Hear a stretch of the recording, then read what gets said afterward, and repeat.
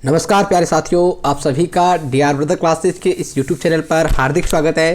साथियों, आज मैं फिर से आपके लिए लेकर आ चुका हूं रीट 2021 के लिए पर्यावरण अध्ययन का मॉडल पेपर। ये साथियों जो मॉडल पेपर बनाए जा रहे हैं नए पाठ्यक्रम पर बनाए जा रहे हैं, जो भी नए टॉपिक आपके पर्यावरण अध्ययन में शामिल किए गए हैं उन सभी का समावेश इस मॉडल पेपर के अंतर्गत किया जा रहा है। तो आप सभी साथियों से निवेदन है कि इस वीडियो को पूरा देखें और अपने साथी दोस्तों के साथ शेयर करें, जिससे वो भी इस मॉडल पेपर को देखकर फ़ायदा उठा सके और अपनी तैयारी को सशक्त और मजबूत बना सके। और साथियों, आपने अभी तक हमारे चैनल को सब्सक्राइब नहीं किया है तो सब्सक्राइब कर लीजिए, क्योंकि आगे आने वाली वीडियो से संबंधित नोटिफिकेशन आप सभी को सबसे पहले मिल सके। तो शुरुआत करते हैं साथियों हमारे पहले प्रश्न की। हमारा पहला प्रश्न है, भारत की सार्वजनिक क्षेत्र की हवाई सेवा है। Option number 1 air India, option number 2 Indigo, option number 3 jet, option number 4 Kingfisher. तो साथियों इसका जो राइट आंसर हो जाएगा, भारत की सार्वजनिक क्षेत्र की जो हवाई सेवा है वो है एयर इंडिया। ऑप्शन नंबर 1 हमारा राइट आंसर है मित्रों। इसकी जो स्थापना थी एयर इंडिया की टाटा एयरलाइंस के रूप में हुई थी साथियों। सर्वप्रथम जब स्थापना हुई थी तो किसके नाम से जाना जाता था? टाटा एयरलाइंस। आप सभी साथी इन फैक्टों को नोट करते रहिएगा। और 1932 में हुई थी साथियों इसकी शुरुआत, और द्वितीय विश्व युद्ध के बाद इसका राष्ट्रीयकरण कर दिया गया। ठीक है मित्रों, अगले प्रश्न की ओर चलते हैं। अगला प्रश्न है, निम्नलिखित में से मुख्य रूप से किसकी कमी से एनीमिया रोग होता है? Option number 1 vitamin, option number 2 लोह तत्व, ऑप्शन नंबर 3 वसा, ऑप्शन नंबर 4 प्रोटीन। तो साथियों यहाँ पर एनीमिया रोग किसकी कमी से होता है? तो एनीमिया जो रोग होता है वो लोह तत्व की कमी से होता है। ऑप्शन नंबर 2 आपको लोह तत्व की जगह पर रक्ताल्पता, हमें एनीमिया रोग की जगह रक्ताल्पता रोग भी कहते हैं एनीमिया रोग को। ये लोह तत्व की कमी के कारण होता है। और हीमोग्लोबिन अर्थात लाल रक्त कण के निर्माण में लोहा जो होता है वो आवश्यक होता है। ये लाल रक्त कण हमारे शरीर के जो ऊतक होते हैं उनको ऑक्सीजन की आपूर्ति करता है मित्रों। ठीक है, चलते हैं अगले प्रश्न की ओर। अगला प्रश्न है हमारा, आपसी संबंधों की वह इकाई जिनके मध्य रक्त संबंध पाया जाता है समुदाय, समूह, परिवार, संप्रदाय। तो साथ ही इसका जो राइट आंसर होगा वो है परिवार। परिवार में पति पत्नी, बच्चे, पुत्र, पौत्र, पौत्री, इन सब का समूह होता है। और इसके अंतर्गत क्या पाया जाता है? आपस में खून का संबंध पाया जाता है, रक्त संबंध पाया जाता है मित्रों। चलते हैं अगले प्रश्न की ओर। अगला प्रश्न है साथियों, निम्नलिखित में से किस पदार्थ में बायोगैस का निर्माण अधिक होता है? ऑप्शन नंबर 1 औद्योगिक कचरा, ऑप्शन नंबर 2 खनिज तेल, ऑप्शन नंबर 3 है अकार्बनिक पदार्थ, ऑप्शन नंबर 4 मृत कार्बनिक पदार्थ। साथियों ये ऑप्शन 3 और 2 उल्टे सुलटे हो गए, डिस्टर्ब नहीं होना है, आपको कंफ्यूज नहीं होना है, कोई सा भी आंसर हो सकता है हमारा। तो यहाँ पर इसका जो राइट आंसर है ऑप्शन नंबर 4 मृत कार्बनिक पदार्थ है। मृत कार्बनिक पदार्थ में बायोगैस का निर्माण होता है साथियों। आपको बता दूं, बायोगैस या जैव गैस की जो होता है वो ऑक्सीजन की अनुपस्थिति में जैविक पदार्थों के विघटन से बनाया जाता है। और इसका निर्माण स्थानीय जो कच्चे पदार्थ हैं, कचरे जैसे गोबर, कृषिजन्य कचरे, इनसे किया जाता है। और ये जैव गैस बायोगैस से क्या होता है? प्रदूषण नहीं होता है, ये पर्यावरण के लिए अनुकूल है साथियों। चलते हैं अगले प्रश्न की ओर। अगला प्रश्न है हमारा, निम्नलिखित में से कौन सी विशेषताएं पूर्णतः से ग्रामीण आवासों से संबंधित है? कौन सी विशेषताएं जो ग्रामीण आवासों से संबंधित है साथियों? कृषि, बहुमंजिला कंक्रीट की इमारतें, साधारण जीवन, निरक्षरता, हरियाली, भीड़, बस्तियां, बहुमंजिला इमारतें, कृषि, संयुक्त परिवार, अंधविश्वास, अच्छी हवा, हरियाली, रोजगार के अवसर, बस्तियां, अंधविश्वास। तो साथियों यहाँ पर ग्रामीण आवास से संबंधित जो विशेषता है ऑप्शन नंबर 3 में पूरी विशेषताएं हैं। कृषि भी करते हैं वहाँ के लोग, संयुक्त परिवार, गांव में लोग संयुक्त परिवार में रहते हैं अभी भी। अंधविश्वास, यहाँ के लोग थोड़े रूढ़िवादी होते हैं, विश्वासों को मानते हैं। अच्छी हवा, एक नेचुरल हवा, यहाँ पर नेचुरल एनवायरनमेंट मिलता है ग्रामवासियों को। तो ऑप्शन नंबर 3 हमारा राइट आंसर है मित्रों। अगले प्रश्न की ओर चलते हैं। अगला प्रश्न है, निम्न में से उचित भोजन समूह को पहचानिए जिसे हमें प्रोटीन की कमी को दूर करने के लिए अधिक मात्रा में खाना चाहिए। साथियों आपको प्रोटीन प्राप्त करना है, आपके अंदर जो प्रोटीन कमी है उसको दूर करना है, तो आप क्या खाओगे?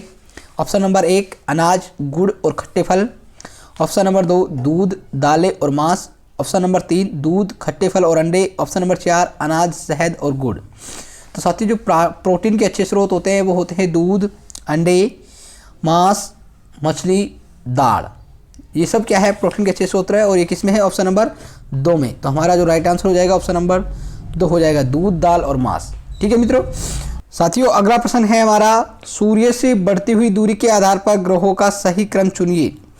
बुध मंगल शुक्र पृथ्वी, शुक्र मंगल पृथ्वी बुध, बुध शुक्र मंगल पृथ्वी, बुध शुक्र पृथ्वी मंगल। तो साथियों सूर्य से बढ़ती हुई दूरी के आधार पर आपको ग्रहों का सही क्रम बताना है, तो इसका राइट आंसर हो जाएगा ऑप्शन नंबर 4, बुध शुक्र पृथ्वी और फिर मंगल। ठीक है मित्रों, तो ऑप्शन नंबर 4 हमारा राइट आंसर है। चलते हैं अगले प्रश्न की ओर। अगला प्रश्न है, आवास और जानवर के गलत जोड़े की जानकारी पहचानिए। मधुकोष शहद की मक्खी, बॉम्बी भौरा।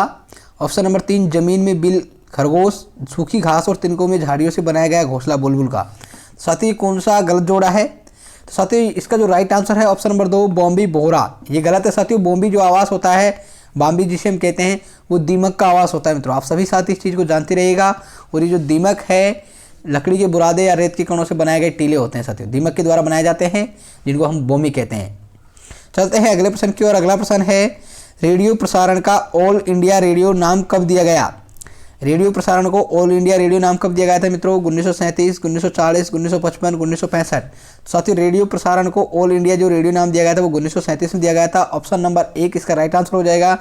चलते हैं अगले प्रश्न की ओर। अगला प्रश्न है, वह प्रक्रिया जिसमें एक फूल का वर्तिकाग्र दूसरे फूल से पुंकेसर पराग प्राप्त कर फलों का निर्माण करता है कहलाती है? ऑप्शन नंबर 1 निषेचन, ऑप्शन नंबर 2 परागण, ऑप्शन नंबर 3 अंकुरण, ऑप्शन नंबर 4 फल का निर्माण। तो साथियों इसका जो राइट आंसर होगा वो हो जाएगा ऑप्शन नंबर 2 परागण। साथियों क्या होता है, वह प्रक्रिया जिसमें एक फूल का वर्तिकाग्र दूसरे फूल या उसी फूल के पुंकेसर से पराग प्राप्त करता है, तो ये परागण कहलाता है। एक फूल के पुंकेसर की सतह पर पराग लगने के बाद फूल पराग नली का निर्माण करता है और जो बीजांड के अंदर अंड कोशिकाओं तक पहुंचती है। ठीक है मित्रों, तो ऑप्शन नंबर जो 2 है हमारा परागण, इसका राइट आंसर हो जाएगा। चलते हैं अगले प्रश्न की ओर। अगला प्रश्न है, निम्न में से कौन सा अंतर्राष्ट्रीय संगठन संसार की पूरी जैव विविधता की स्थिति के बारे में जानकारी इकट्ठा करने के लिए जिम्मेदार है? UNESCO, UNWTO, IUCAN, ILO। साथियों इसका जो राइट आंसर होगा वो होगा ऑप्शन नंबर 3 IUCN जो है वो अंतर्राष्ट्रीय संगठन संसार की पूरी जैव विविधता की स्थिति के बारे में जानकारी प्रदान करने के लिए जिम्मेदार है मित्रों। ठीक है, चलते हैं अगले प्रश्न की ओर। अगला प्रश्न है हमारा, किसान अपने खेतों के पास मधुमक्खियों को क्यों पालते हैं? अतिरिक्त आय के लिए, परागण के लिए, फूलों में शहद को कम करने के लिए, शाकाहारी पशुओं से सुरक्षा के लिए। साथियों किसान अपने खेतों में जो मधुमक्खियां पालते हैं वो अतिरिक्त आय कमाने के लिए और परागण के लिए पालते हैं। तो ऑप्शन नंबर जो 2 है हमारा 1 और 2 राइट आंसर हो जाएगा मित्रों, ऑप्शन नंबर 2। चलते हैं अगले प्रश्न की ओर। अगला प्रश्न है हमारा, राजस्थान में जोधपुर के निकट खेजड़ी गांव में पेड़ों को बचाने के लिए अमृता देवी ने बलि चढ़ा दी थी, अपने जीवन की, अपनी भूमि की, अपने घर की, अपने रुपए पैसे की। तो साथियों आप सभी जानते हैं इस प्रश्न के बारे में कि अमृता देवी जो विष्णुई थी, उन्होंने अपने वृक्षों को बचाने के लिए खिजड़ी गांव में अपने वृक्षों से लिपट गई थी और अपने जीवन की बलि चढ़ा दी थी। तो ऑप्शन नंबर 1 हमारा राइट आंसर हो जाएगा मित्रों। अगले प्रश्न की ओर चलते हैं। अगला प्रश्न है, चीज़ों की निम्नलिखित में से कौन सी विशेषताएं निर्धारित करती है कि वह पानी में तैरेगी या डूब जाएगी? ऑप्शन नंबर 1 आकार और आयतन, ऑप्शन नंबर 2 आकार और बनावट, ऑप्शन नंबर 3 द्रव्यमान और बनावट, ऑप्शन नंबर 4 द्रव्यमान और आयतन। तो साथ ही इसका जो राइट आंसर हो जाएगा वो हो जाएगा ऑप्शन नंबर 4 द्रव्यमान और आयतन के कारण वह पानी में तैरेगी या डूब जाएगी निर्धारित होता है। द्रव्यमान और जो आयतन का जो अनुपात होता है एक मात्रा है जिसे हम क्या कहते हैं? घनत्व कहते हैं साथियों, घनत्व कहते हैं। और घनत्व तय करता है कि चीज़ें तैरेगी या डूबेगी। ठीक है मित्रों, चलते हैं अगले प्रश्न की ओर। अगला प्रश्न है, निम्नलिखित में से किस स्थान से बिश्नोई ताल्लुक़ रखते हैं? बिश्नोई किस स्थान से ताल्लुक़ रखते हैं? राजस्थान, कर्नाटक, केरल और असम। तो साथ ही इसका जो राइट आंसर होगा वो होगा कर्नाटक। कर्नाटक से बिश्नोई समाज के जो लोग हैं ताल्लुक़ रखते हैं। ठीक है मित्रों, चलते हैं अगले प्रश्न की ओर। अगला प्रश्न है, देश में लड़कियों की विवाह की न्यूनतम आयु कितनी है? 21, 18, 19, 15। आप सभी साथी जानते हैं यहाँ पर लड़कियों की पूछी गई प्रश्न को ध्यान से पढ़िएगा, गलत मत कर दीजिएगा। ऑप्शन नंबर 2 18 वर्ष की उम्र में लड़कियों की शादी की जाती है मित्रों। ठीक है, अगले प्रश्न की ओर चलते हैं। अगला प्रश्न है, राजस्थान का कबीर किसे कहते हैं? दादू दयाल, संत हरिदास, लालदास, रैदास। तो साथियों राजस्थान का जो कबीर कहते हैं हम वो दादू दयाल को कहते हैं। किसको कहते हैं मित्रों? दादू दयाल को कहते हैं। ऑप्शन नंबर 1 हमारा राइट आंसर हो जाएगा। चलते हैं अगले प्रश्न की ओर। अगला प्रश्न है हमारा, राजस्थान का मोलेला गांव किस हस्तकला के लिए प्रसिद्ध है? कढ़ाई व पेचवर्क, टेराकोटा, अजरक प्रिंट, दाबू प्रिंट। तो साथियों राजस्थान का जो मोलेला गांव है वो टेराकोटा के लिए प्रसिद्ध है। साथियों टेराकोटा क्या होती है? पक्की मिट्टी का उपयोग करके जो मूर्ति बनाने की कला होती है उसको टेराकोटा कहा जाता है। और ये जो मोलेला गांव है वो राजसमंद के पास नाथद्वारा में स्थित है मित्रों। राजसमंद में नाथद्वारा के पास स्थित है टेराकोटा गांव, मोलेला गांव, जहाँ पर टेराकोटा प्रसिद्ध है, अर्थात पक्की मिट्टी का उपयोग करके मूर्तियाँ बनाने की कला। चलते हैं अगले प्रश्न की ओर। अगला प्रश्न है हमारा, गणगौर का त्यौहार किस महीने में मनाया जाता है? ऑप्शन नंबर 1 श्रावण, भाद्रपद, चैत्र, कार्तिक। साथियों गणगौर का त्यौहार कब मनाया जाता है? चैत्र माह में मनाया जाता है। अब आप सभी साथी कमेंट करके ये बताएंगे कि चैत्र माह में कब मनाया जाता है। ठीक है मित्रों, सभी साथी कमेंट कीजिएगा कि चैत्र माह में कब गणगौर का त्यौहार मनाया जाता है। चलते हैं अगले प्रश्न की ओर। अगला प्रश्न है हमारा, कोटा चित्रकारी शैली की विषय वस्तु मुख्यतः है राजमहल के दृश्य, शिकार के दृश्य, सुंदर स्त्री के दृश्य, युद्ध के दृश्य। साथियों कोटा चित्रकारी शैली की जो विषय वस्तु है मुख्यतः वो है शिकार के दृश्य। कोटा शैली का स्वतंत्र अस्तित्व जो स्थापित करने का जो श्रेय जाता है वो राम सिंह प्रथम को जाता है। और महाराज उम्मेद सिंह के समय गहन जंगलों में शिकार को बहुलता के कारण कोटा शैली में शिकार का बहुत विविधता के रूप में चित्रण हुआ है, जो कि कोटा शैली का प्रतीक बन गया। इसीलिए इस शैली को शिकार शैली भी कहा जाता है। मित्रों आप सभी साथी ध्यान रख लेगा, जो कोटा चित्रकारी शैली है इसको शिकार शैली भी कहा जाता है। आपसे पूछा जा सकता है शिकार शैली किस शैली को कहा जाता है, तो कोटा शैली को कहा जाता है मित्रों। चलते हैं अगले प्रश्न की ओर। अगला प्रश्न है हमारा, EVS की अवधारणाओं को समझने का आधारभूत तरीका है गहराई से अवलोकन करना और अनुभव करना, अमूर्त सूचना को समझना, तथ्यों और नियमों को याद करना, अभ्यास को दोहराना। तो साथ ही इसका जो राइट आंसर हो जाएगा ऑप्शन नंबर 1 गहराई से अवलोकन करना और अनुभव करना। आप सभी साथी जानते हैं कि अमूर्त सूचनाओं को प्रत्यक्ष रूप से सीखने, तथ्यों या नियमों को रटने तथा अभ्यास को बार बार दोहराने से, ऐसा पर्यावरण में गणित में किया जाता है। और अवलोकन तथा अनुभव करने से बालक को जो संज्ञानात्मक, भावनात्मक, जो मनोगत्यात्मक उद्देश्य होते हैं उन तीनों की प्राप्ति होती है। तो ऑप्शन नंबर 1 हमारा राइट आंसर है। अगला प्रश्न है साथियों हमारा, निम्न में से कौन सा प्राथमिक स्तर पर EVS शिक्षण का एक उद्देश्य है? मानवों की त्वचा के रंग और उनके कद में विभिन्नता कारणों के बारे में छात्रों को ज्ञान प्रदान करना, छात्रों को पर्यावरण से संबंधित सभी धार्मिक विचारों को सिखाना, उनका परिचय तकनीकों से भरे संसार में कराना, छात्रों को लिंग आधारित मुद्दों के बारे में शिक्षा देना। तो साथ ही इसका जो राइट आंसर हो जाएगा ऑप्शन नंबर 4 छात्रों को लिंग आधारित मुद्दों के बारे में शिक्षा देना, ऑप्शन नंबर 4।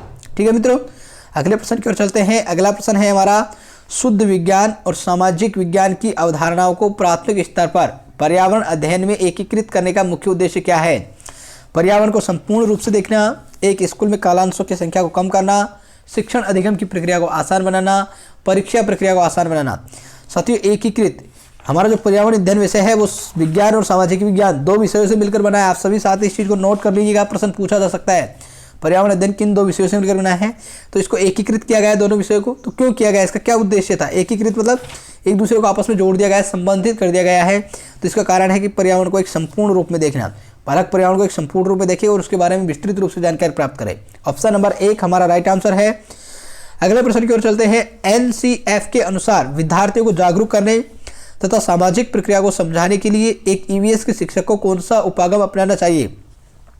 अंतर्राष्ट्रीय से राष्ट्रीय, राष्ट्रीय से अंतर्राष्ट्रीय, घरेलू से स्कूली, स्कूली से घरेलू। तो साथ ही इसका जो राइट आंसर होगा वो होगा ऑप्शन नंबर 2 राष्ट्रीय से अंतर्राष्ट्रीय। आप सभी बालक को पहले ऐसा नहीं है कि विदेश की जानकारी दे दोगे फिर बाद में भारत की दोगे, तो बच्चों को यहाँ पर राष्ट्र की जानकारी और फिर अंतर्राष्ट्रीय स्तर की जानकारी दिया जाएगा। ठीक है मित्रों, चलते हैं अगले प्रश्न की ओर। अगला प्रश्न है हमारा, निम्न में से कौन सी भूमिकाएं सह पाठ्यक्रम गतिविधियों से मेल नहीं खाती है? Option number 1। साथियों यहाँ पर प्रश्न जो है इस प्रकार से है, मेल खाती है, इस नहीं को काट दीजिएगा आप सभी साथी प्रश्न पढ़ने में। मेल खाती है, सामाजिक, नागरिक और सांस्कृतिक मूल्यों का विकास करना, पाठ्यक्रम से अतिरिक्त ज्ञान प्रदान करना, सहज ज्ञान के विकास के लिए एजेंट की भूमिका निभाना, व्यक्तिगत विभिन्नताओं की पहचान करना, सह पाठ्यक्रम गतिविधियों से मेल खाती है। तो साथियों पाठ्यक्रम के अतिरिक्त जो हम बच्चों को ज्ञान प्रदान करते हैं वो क्या होता है, सह शैक्षणिक गतिविधियाँ कहलाती है। ठीक है मित्रों, तो ऑप्शन नंबर 2 हमारा राइट आंसर हो जाएगा। चलते हैं अगले प्रश्न की ओर। अगला प्रश्न है हमारा, निम्न में से कौन सा कथन ईवीएस के एक अच्छे पाठ्यक्रम से मेल खाता है। ऑप्शन नंबर 1, यह सभी आधारभूत अवधारणाओं को सीखने पर बल देता है। इसमें पाठ के दौरान दिए जाने वाले प्रश्नों की अपेक्षा पाठ के अंत में अधिक प्रश्न शामिल किए जाते हैं। यह छात्रों को उनके प्राकृतिक वातावरण से जुड़ने में सहायता करता है। प्रकृति की विभिन्न प्रक्रियाओं के लिए संसार में प्रयोग किए जाने वाले अधिक से अधिक शब्दों का इस्तेमाल करता है। तो साथ ही ईवीएस का जो एक अच्छा पाठ्यक्रम है वह है उनको छात्रों को प्राकृतिक वातावरण से जुड़ने में सहायता करता है। ऑप्शन नंबर 3 हमारा राइट आंसर है मित्रों। चलते हैं अगले प्रश्न की ओर। अगला प्रश्न है, ईवीएस की किताब में कोशिश करो और लिखो खंड को शामिल करने का क्या उद्देश्य है। विद्यार्थियों को परीक्षाओं के लिए तैयार करना, उनकी लेखन कला का विकास करना, उन्हें घर पर व्यस्त रखना, उन्हें प्रत्यक्ष अनुभव प्रदान करना। तो साथ ही इसका जो राइट आंसर है ऑप्शन नंबर 4, उन्हें प्रत्यक्ष अनुभव प्रदान करना। ईवीएस की किताबों में जो कोशिश करो और लिखो खंड शामिल किया गया है मित्रों कि विद्यार्थियों को प्रत्यक्ष अनुभव प्रदान किया जा सके, इससे वो क्या करेंगे, खुद से अवलोकन करेंगे, विश्लेषण करेंगे और अपने आसपास की चीज़ों के बारे में सीखेंगे, जिससे कि इसका जो सीखेंगे बालक उसका प्रभाव गहरे समय तक, लंबे समय तक रहने वाला है। तो ऑप्शन नंबर 4 हमारा राइट आंसर है।